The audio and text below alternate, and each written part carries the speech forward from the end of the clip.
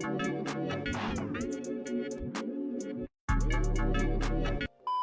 the officials for chapter 330 have finally come out, so enough yapping, let's just get into it. I'm not gonna lie, Japan is cooked. We start this chapter off with the announcer saying it's time for round 3 of the U20 World Cup Group A, as we see the formation for both France and BLUELOCK Japan. I'm not gonna lie, I don't know how I feel about BLUELOCK's team considering they're running the exact same formation as last game. We see one of the commentators and Barsuda's long lost brother commentating as well. Barsuda, the long lost brother, says, to put it simply, they're the favorite to win. Their national team is the reigning World Cup champion, and the U20 team led by Loki are called the Golden Generation, who'll secure France's future for the next 10 years. I see, and challenging that mighty team is Japan. BLUELOCK's members have caused an absolute sensation, and they dominated Nigeria 4-0 in round 1. And finally, Yoichi Isagi is fast becoming a symbol of this generation. Right now, the soccer team with the most attention is BLUELOCK Japan, the neo-egoist team. And we see the sick flag of Isagi. We get this amazing double spread panel of BLUELOCK Japan and France. As it says today, they're sporting their fresh white alternate uniforms as they collide with the world's rulers. And I'm not gonna lie, the commentators are just throwing oralobs for no reason.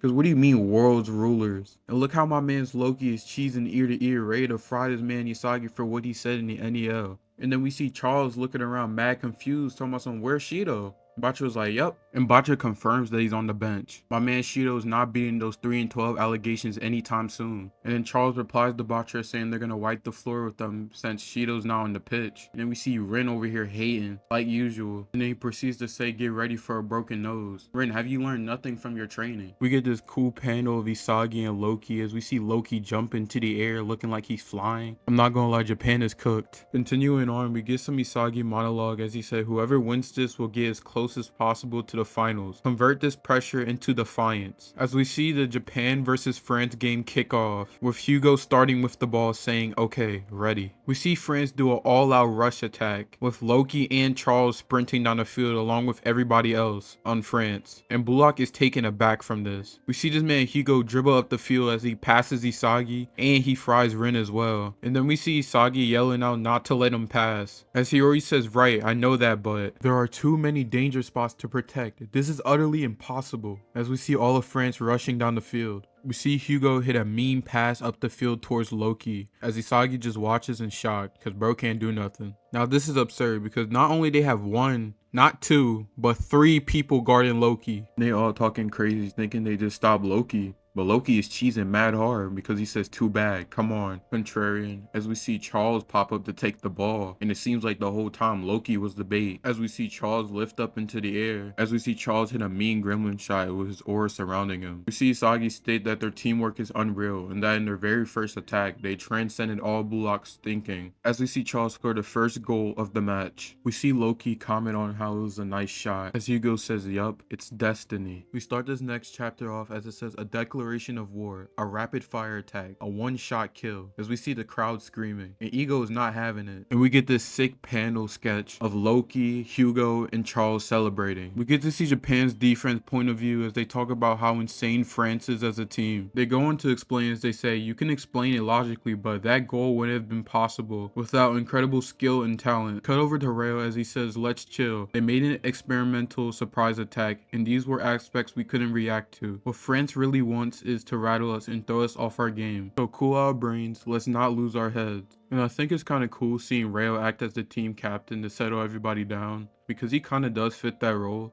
And then we see Isagi back up Rail's statement by saying, he's right guys, this just started. We have plans for when we're a point behind. Just focus on playing soccer our way. As we see the rest of the team start to get hyped up from Isagi's speech. Isagi says, keep giving your best to secure victory, as the match starts back up. We see the commentators say, Yoichi Isagi and Rin Itoshi are passing back and forth. Will Japan make a counterattack? We see Isagi and Rin exchange 1-2s down the field. But then we see Charles intervene as he says, I saw that in your first match. You two make your way up and then make it so either you could be the finisher, right? But then we see this big husky dude pull up named Bats as Charles says box him in. But Rin is unfazed by this as he passes it out to the right side. As we see Chigri pull up and send a direct cross as it heads right to Rail's way. Rail says nice groove as he leaps up into the air to get the ball. We see the French defender say don't let him shoot Herms as we see Herms pull up to stop Rail. But Rail says begin copy, model, Kunigami as he headbutts it down to Isagi.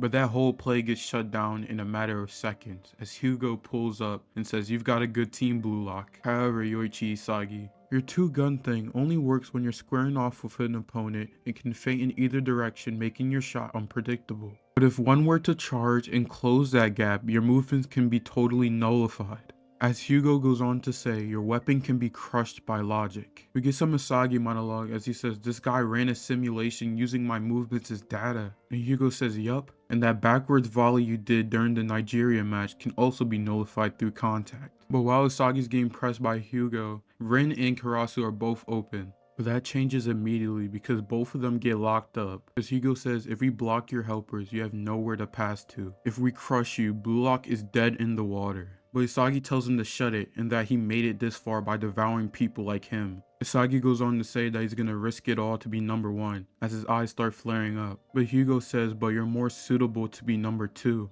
As we see Isagi look confused. And in the last page, Hugo takes the ball from Isagi as he says, "Say, do you believe in destiny?" As the chapter ends there. Start chapter 332, Suitable Destiny Theory. As Hugo says, "Say, do you believe in destiny? I'll enlighten you. There's nothing fantastical or spiritual about the logic of destiny," as he sends a pass over to Loki. But that pass gets intercepted by none other than Nico, as he says, "Right, Wonderkind? When it was stolen from Isagi, this was the most dangerous spot." As we see Nico's metavision blaring. We get some Nico monologue as he says, "When an opponent has a way to keep Isagi from shooting, BLUELOCK can change attack patterns." As we see the ball flying into the air. Nico says, "We'll sting them with unpredictable solo skills. Pierce their defense, Hornet." As we see Bachara dribble down the field, but someone pulls up to guard Bachara. We see Bachara pass by him, but the dude is keeping up with him and actually stops Bachara. We get some Bachara monologue as he says, "He matched my dribble tempo and altered his pace to follow. This is clearly a guy who studied my style so he could cover me specifically." We see the France defender catch up to Bachara, but Bachara says, "Well, in that case," as he passes it out to Chigiri. Bachara says, "You're up, Chigiri," as Chigiri says, "Arnett," as he receives the ball. We get some Chigiri dialogue as he says, "Alright, I'll use my speed to break through." But somebody else on France's team matches Chigiri's speed and says, "You sure?" Catching Chigiri off guard, as he says, "Ain't gonna happen, no way, no freaking way." As Chigiri questions how he's so fast. We get some Isagi monologue as he says, "He's fast enough to cover Chigiri during the solo sprint. The same happened to me and Bachara. All the tricks up our sleeves have been logically predicted and dealt with by France. In every aspect, they got the upper hand." We see Hugo put his hand on Isagi's back as he says, "Destiny comes down to your suitability. Physique, personality, talent. These things determine your basic abilities the moment you're born into this world. In other words, from the moment they're born, people aren't equal. But each being has a suitable way of life. Horses can run fast. Birds can fly. Creatures just need to live in accordance with nature. Only humans are unnatural. They chase after unattainable dreams and create pointless conflict and despair, inflate their egos far past reality. Someone without aptitude can never defeat someone who has it. That doesn't mean don't dream. It means don't dream beyond yourself. If you saw a lion trying to fly, anyone would think it's foolish. It's better to just live naturally. If everyone were to live in accordance with their suitability, the whole world would be happier and more efficient. It just means to follow your destiny at a cellular level.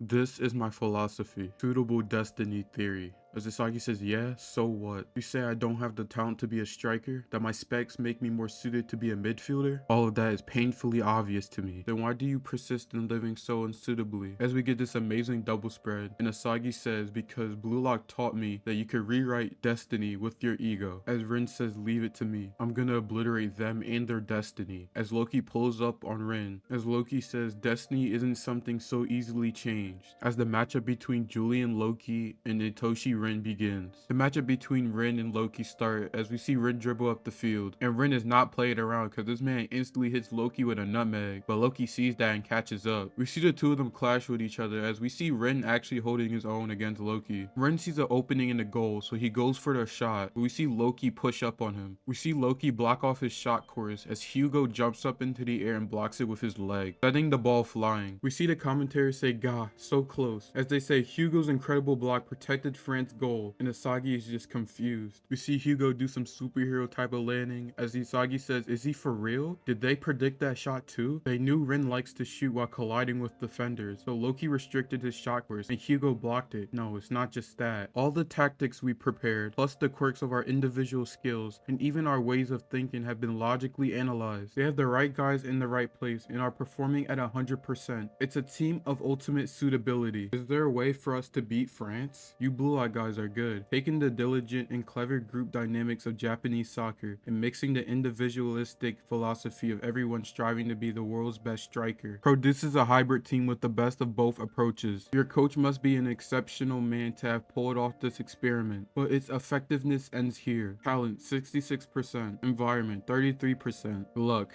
1%. I believe these are the percentages of the components needed for victory. But as for BLUELOCK, this team has been scraping by on the 1% luck that you pull in Yoichi Isagi. Therefore, preventing that luck from ever occurring is the optimal way to crush BLUELOCK, and it seems like Hugo's rage baiting is getting to Isagi because Isagi is mad. We see Hugo say, see, your irritated yapping proves that I hit the mark, and shuts Isagi up. Right now, this team continues to grow by means of your boundless imagination. Paradoxically, this means you cannot be allowed to stop thinking or evolving. The moment you stop growing, your team will collapse. That pressure is causing you anxiety, making your plays easy to predict and crush. Actually, the instant you felt any pressure in this scenario proved you're unsuitable to be number one. If you were suitable, wouldn't you be overjoyed right now to be the center of the world's attention? Loki, on the other hand, is a perfect fit. He was born with the best physical abilities in the world and lacks the slightest doubt that he can become the world's best striker. His body and mind are utterly suitable to make him the natural born number one. I'll help him along and get him to where he couldn't go on his own. I want to be the world's second best. Huh? You get it right, Yoichi Isagi? It doesn't mean you're in second place. It means you can have a bird's eye view as you control your organization from the second highest spot. You understand the number one most of all, and you're basically equals. Follow this path, Yoichi Isagi. If you embrace your destiny as the second best, BLUELOCK can grow even stronger. However, if you keep aiming to be the world's best striker, BLUELOCK will be annihilated here, as we see Batra go for the corner kick. As the chapter ends there, we start chapter 334, Time to Wake Up, with Batra's corner kick, as Isagi reflects back on what Hugo said. If you keep striving to be the world's best striker, BLUELOCK will be annihilated here, as Isagi says, shut up. If you think you can outwit us, then go ahead and try. As Batra does a fake kick and passes it out, we see Hiyori get the ball, as the France defense says it's a short corner. Hiyori says run the signal play. We see Hiyori getting ready to pass the ball, as we also see Loki dashing in front of him. But Loki gets faked out by Hiyori, as Hiyori says too late and passes it back to Batra. But the French GK says, but I won't let you make a close-up shot, as we see Batra kick it out to Rayo, and Rayo is wide open, but Hugo pulls up on him, saying no shooting for you, copy machine. But then we see Rayo smiling as he passes it out to none other than Isagi Yoichi, as Isagi says, weren't you gonna crush me with logic, you second best bastard? This is mine. We see Isagi get interrupted by none other than Charles, as he says not yet. Charles states that whenever BLUELOCK uses a pattern they don't know, they keep a close watch of where Isagi is at all times. But also at the same time, Rin is wide open, calling for the ball from Isagi. As Isagi thinks back on what Hugo says, he says shut up, I am, as we start seeing flow come from his eyes. Gonna live as number one, as he sends the ball flying anyway. But to everyone's surprise, mine included, the GK actually does something and catches the ball. As he says, this is the only place this could have gone. As Hugo says, without your two-gun volley or your direct shot, you're nothing but a below average striker. At this rate, BLUELOCK will lose because of you. Hugo says, know your place, obey your destiny. As we see Batra and the other teammates say, for real? Damn, what are we gonna do? We can't use Yoichi Isagi? In the last page, we see Karasu with flow coming off of him, as he says suitability, destiny, the world's best, second best, as we see he's in flow, and the chapter ends there. I just want to say, if you made it this far, thank you. This video is very long and it took a lot of time, and I'm sorry for being so inactive. I will be more active from now on. With that being said, I hope you have a great day. I love you, but God loves you more.